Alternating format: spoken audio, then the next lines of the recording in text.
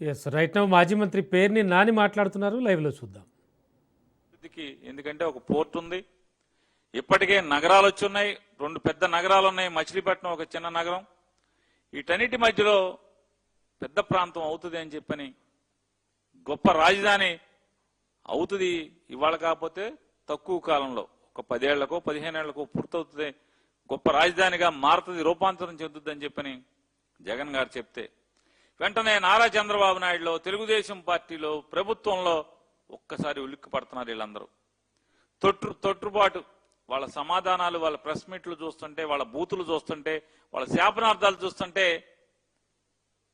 డొల్లతనం కనపడుతుంది. అమరావతి అనే దాంట్లో ఎంత డొల్లతనం ఉందో అర్థమవుతుంది. అమరావతిలో అవినీతి భాగవతం ఎలా జరుగుతుంది, ఆ భాగవతం కథాకమామిషి ఏంటి, లేదా దోపిడీ అనేది ఎలా అంచెలంచెలుగా దోచుకుంటున్నాడు నారా చంద్రబాబు నాయుడు గారు. అలాగే రాజధాని పేరుతో ఎమోషనల్ బ్లాక్మెయిలింగ్ చేసి రైతుల యొక్క పొలాల్ని మాయమాటలు చెప్పి మోసాలు చేసి పొలాలు ఇచ్చినటువంటి రైతులకి ఎన్ని కష్టాలు కల్పిస్తున్నారు, లేదా వాళ్ళ కంట్లోంచి కారుతున్నటువంటి కన్నీళ్లు అమరావతి 29 గ్రామాలు దాటి బయటికి రాకూడదు, ప్రజలకు తెలియకూడదు అనేటువంటి కుట్ర తప్పితే మరొకటి లేదు.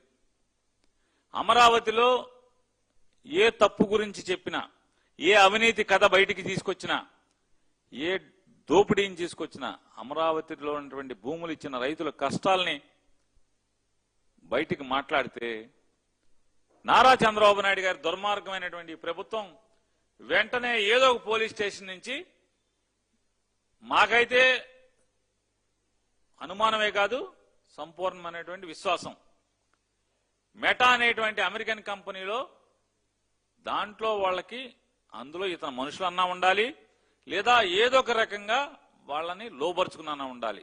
ఎందుకంటే ఒక సబ్ ఇన్స్పెక్టర్ ఒక తప్పుడు ఫిర్యాదు తీసుకుని ఒక ఎఫ్ఐఆర్ కట్టి ఈ వీడియో తీసేయమంటే ఆ వీడియో ఏం తీసేయమంటే, అంటే అమరావతిలో జరుగుతున్నటువంటి అవినీతి పుంకాలుగా వస్తున్నటువంటి కథలు కానీ, లేదా రైతుల కష్టాలు కానీ, వీళ్ళ దోపిడీ కానీ ఎక్కడా సాక్ష్యం ఉండకుండా అన్ని సోషల్ మీడియాల్లో దాన్ని తొలగించేటువంటి తప్పుడు కార్యక్రమానికి నారా చంద్రబాబు నాయుడు భారతదేశంలో ఎక్కడా లేదు. ఇక్కడే దేశ రక్షణ కోసం, లేదా తీవ్రవాదులు లేదా విధ్వంసకారులు మీద ఉపయోగించేటువంటి సాకుని చూపించి ఈ అమరావతి కథలు కానీ, లేదా చంద్రబాబు నాయుడు గారి ప్రభుత్వంలో ఉన్నటువంటి తప్పుడు అవినీతి భాగవతాలని బయటికి మాత్రం లేకుండా, సాక్ష్యం లేకుండా ఇవాళ మాట్లాడితే వీడియోని తెల్లారే డౌన్లోడ్ చేయించడం, ఆ మ్యాటర్ని డౌన్లోడ్ చేయటం, సోషల్ మీడియా మీద మొత్తం ఉక్కుపాదం మోపుతున్నారు. ఇది ఎన్నకాలం సాగుతుందా చంద్రబాబు నాయుడు గారు మీకు? అమరావతిలో జగన్మోహన్ రెడ్డి గారు వేసినటువంటి సాక్ష్యాధారాలతో కూడినటువంటి ప్రశ్నల పరంపర, ఒక్కదానికి సమాధానం చెప్పడవడు. ఎప్పుడు పూర్తవుతుంది నారా చంద్రబాబు నాయుడు గారంటే సమాధానం చెప్పరు. అప్పు ఎంత అవుతుందంటే సమాధానం చెప్పరు. ఈ లెక్క అమరావతి నిర్మాణం ఎన్ని లక్షల కోట్లకి ఇది వెళ్ళి ఆగుతుంది, ఎప్పటికి ఎంత డబ్బుతో పూర్తవుతుందంటే చెప్పరు. సంవత్సరానికి వడ్డీ ఎంత కట్టాలంటే చెప్పరు. చెప్పకపోగా బూతులు, తిట్లు, శాపనార్థాలు చంద్రబాబు నాయుడు గారు, ఆయనతో మంత్రులు.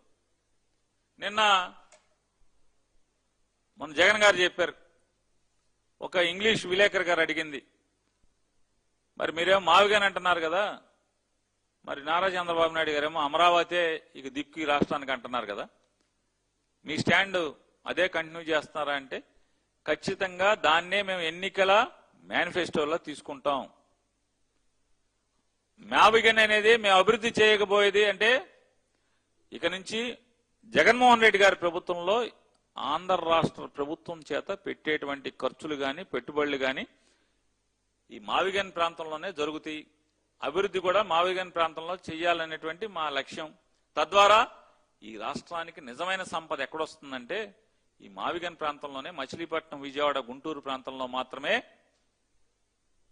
సాక్షాత్కరిస్తుందని చెప్పని గట్టిగా చెప్పి డొల్లతనం లేకుండా, మసిపూసి మారేడికాయ చేయకుండా, చంద్రబాబు లాగా, పవన్ కళ్యాణ్ గారి లాగా సొల్లు మాటలు చెప్పకుండా మాది ఇది, మా ఎజెండా ఇది అని చెప్పి ఆయన చెప్తే వెంటనే ఏంటయ్యా సమాధానం, ఏం చెప్పిందంటే ఈ ప్రభుత్వం కంగారుగా వెంటనే చంద్రబాబు నాయుడు గారు మాట్లాడతాడు. 9 మంది మంత్రులు మాట్లాడతారు. యనమల రామకృష్ణ గారు, ఊడిపోయిన మంత్రులు కూడా మాట్లాడతారు నాలంటోళ్ళు.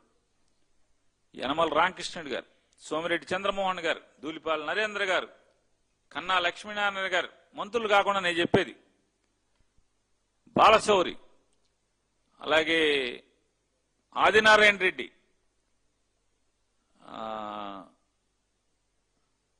పల్లా శ్రీనివాస్, గల్లా మాధవి, సుజనా చౌదరి, ఇట్లా వీళ్ళందరూ కానీ ఎమ్మెల్యేలు కానీ ఓకే తిట్లు, శాపనార్థాలు. 9 మంది మంత్రులు, చంద్రబాబు నాయుడు గారు, నారా లోకేష్ నాయుడు గారు, సత్యకుమార్ గారు. ఆయన బీజేపీనా తెలుగుదేశమా మనకు అసలు అర్థం కాదు. చూసినోడు మామూలుగా తెలుగుదేశం వాళ్ళే, ఈయన మన ఆయన కదా అనుకుంటున్నారు. మర్చిపోయాను, బీజేపీ వాళ్ళే మర్చిపోయారు. సత్యకుమార్ బీజేపీ అన్న సంగతి బీజేపీ వాళ్ళు మర్చిపోయారు. బీజేపీ వాళ్ళు దత్తత ఇచ్చేసినట్టున్నారు చంద్రబాబు నాయుడు గారు, తెలుగుదేశం పార్టీకి దత్తత ఇచ్చినట్టున్నారు సత్యకుమార్ గారిని. విష్ణుకుమార్ రాజు గారు, భారతీయ జనతా పార్టీ శాసనసభ్యుడు, వారు